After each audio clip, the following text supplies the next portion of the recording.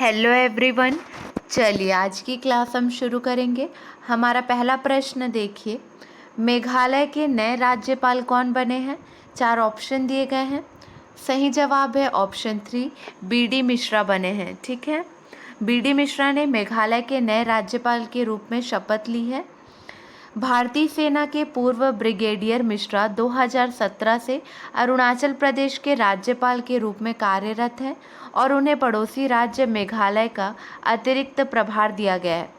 उन्होंने सत्यपाल मलिक का स्थान लिया। किनका स्थान लिया है? सत्यपाल मलिक जी का स्थान लिया है। ठीक है, जिन्होंने 3 अक्टूबर को मेघालय के राज्यपाल के रूप में अपना कार्यकाल पूरा किया। अगला प्रश्न है, भौतिकी का नोबेल पुरस्कार संयुक्त रूप से किसे दिया गया है? सही जवाब है ऑप्शन नंबर 4, मतलब एलन एस्पेक्ट्स, जॉन एफ क्लाउसर, एंटन जिलिंगर, ये तीनों को यह पुरस्कार दिया गया है। ठीक है, एलन एस्पेक्ट्स फ्रांस के भौतिक विज्ञानी हैं, जबकि जॉन एफ क्लाउसर अमेरिका और एंटन जिलिंगर ऑस्ट्रिया के वैज्ञानिक हैं। चलिए अगला प्रश्न देखिए, किस भारतीय खिलाड़ी को विश्व हॉकी की वार्षिक खिलाड़ी मतलब rising star of the year चुना गया है? सही जवाब है मुमताज खान को चुना गया है। ऑप्शन 2 सही है। भारतीय फॉरवर्ड हॉकी खिलाड़ी मुमताज खान अंतर्राष्ट्रीय हॉकी संघ की उभरती महिला वार्षिक स्टार खिलाड़ी rising star of the year बनी है। क्लियर है? चलिए अगला प्रश्न देखिए, वर्ल्ड कप के लिए अंपायरिंग पैनल में शामिल होने वाले इकलौते भारतीय कौन हैं? ये सारे क्वेश्चंस बहुत इंपॉर्टेंट हैं। सही जवाब है नितिन मेनन है। ठीक है, ऑप्शन नंबर 1 सही है। आईसीसी काउंसिल ने टूर्नामेंट के लिए बेस्ट अंपायरिंग पैनल की घोषणा की है। इसमें भारत का भी एक अंपायर शामिल है।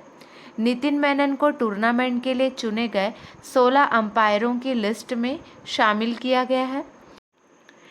नितिन पिछले कुछ समय में भारत के बेस्ट अंपायर बनकर उभरे हैं। अगला प्रश्न है, फैज़ाबाद का नाम बदलकर क्या नाम रखा जाएगा? 4 ऑप्शन दिए गए हैं। सही जवाब है ऑप्शन नंबर 3, अयोध्या कैंट। ठीक है, फैज़ाबाद का नाम बदलकर नाम अयोध्या कैंट रखा जाएगा। ठीक है, चलिए ध्यान देंगे, रक्षा मंत्री राजनाथ सिंह ने दशहरा समारोह से पहले बड़ा ऐलान किया। उन्होंने फैज़ाबाद कैंट का नाम बदलकर अयोध्या कैंट रखने के प्रस्ताव को मंजूरी दे दी है। इससे पहले यूपी की योगी सरकार फैज़ाबाद जिले का नाम बदलकर अयोध्या कर चुकी है। चलिए क्लियर है, रक्षा मंत्री राजनाथ सिंह ने यह घोषणा की है। उन्होंने यह घोषणा दशहरा के पहले की थी। अगला प्रश्न देखिए, प्रतिवर्ष विश्व पर्यावरण दिवस कब मनाया जाता है? सही जवाब है अक्टूबर के पहले सोमवार को मनाया जाता है। ऑप्शन 1 सही है, अक्टूबर के पहले सोमवार को मनाया गया और 3 अक्टूबर को अक्टूबर का पहला सोमवार पड़ा था। ठीक है, चलिए कुछ महत्वपूर्ण जानकारी है, इस पर ध्यान देंगे।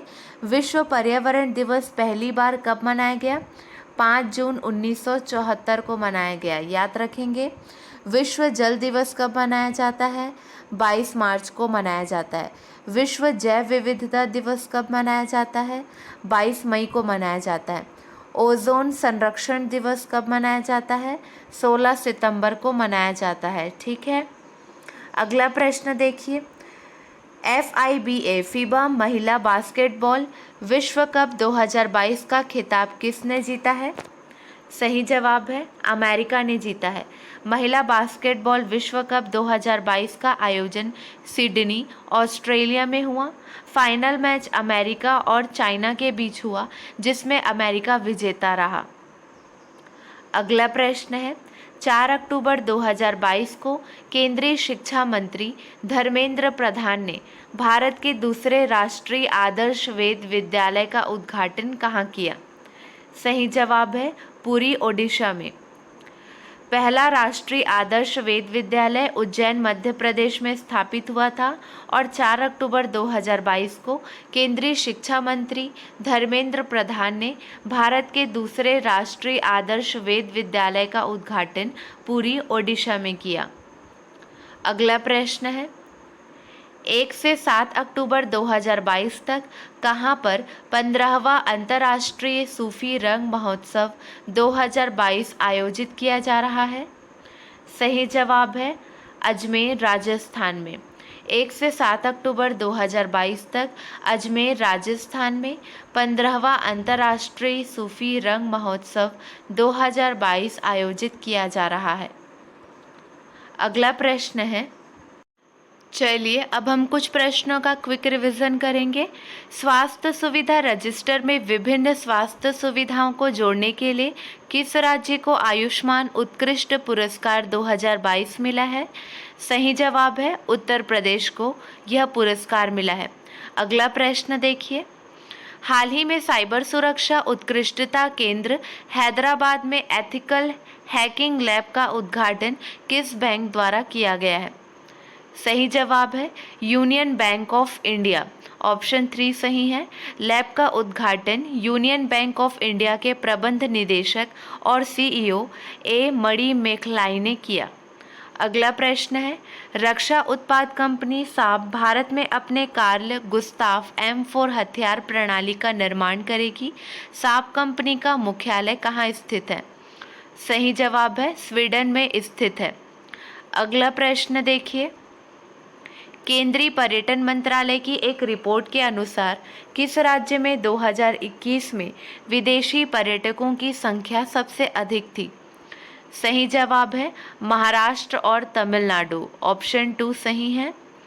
चलिए अगला प्रश्न देखिए, निम्न में से किसे भारतीय डेटा सुरक्षा परिषद का नया सीईओ नियुक्त किया गया है?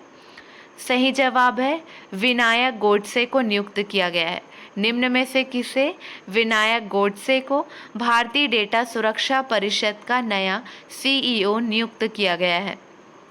अगला प्रश्न है, हाल ही में किस राज्य सरकार ने आसरा पेंशन शुरू की है? सही जवाब है तेलंगाना, ऑप्शन 3 सही है। अगला प्रश्न है, हाल ही में भारत के नए अटॉर्नी जनरल के रूप में किसे नियुक्त किया गया है? सही जवाब है आर वेंकट रमणी को नियुक्त किया गया है। भारत के राष्ट्रपति ने 28 सितंबर 2022 को वरिष्ठ अधिवक्ता आर वेंकट रमणी को 3 साल की अवधि के लिए भारत का नया अटॉर्नी जनरल नियुक्त किया है। श्री वेंकट रमणी के वेणुगोपाल की जगह लिए, जिनका कार्यकाल 30 सितंबर 2022 को समाप्त हुआ। अगला प्रश्न है, केंद्रीय मंत्रिमंडल ने प्रधानमंत्री गरीब कल्याण योजना को अक्टूबर से दिसंबर 2022 तक 3 महीने की अवधि के लिए बढ़ा दिया है। यह योजना किस वर्ष में शुरू की गई थी? सही जवाब है 2020 में। मार्च 2020 में शुरू की गई इस योजना पर अब तक 3,45,000 करोड़ रुपए खर्च किए जा चुके हैं। अगला प्रश्न है, हाल ही में किस राज्य की कैबिनेट ने ऑनलाइन जुए को नियंत्रित करने की मंजूरी दी है? सही जवाब है तमिलनाडु। हाल ही में तमिलनाडु राज्य की कैबिनेट ने ऑनलाइन जुए को नियंत्रित करने की मंजूरी दी है। चलिए आपके लिए 2 प्रश्न हैं, इसका सही जवाब आपको कमेंट सेक्शन में देना है। संयुक्त राष्ट्र सतत विकास लक्ष्यों को हासिल करने में उत्कृष्टता के लिए किस राज्य को सम्मानित किया गया? अगला प्रश्न है, अखिल भारतीय फुटबॉल महासंघ द्वारा किस राज्य में फुटबॉल विकास योजना शुरू की गई है? आज के लिए बस इतना ही। अगले वीडियो में मिलेंगे नए प्रश्नों के साथ। Keep watching and keep learning.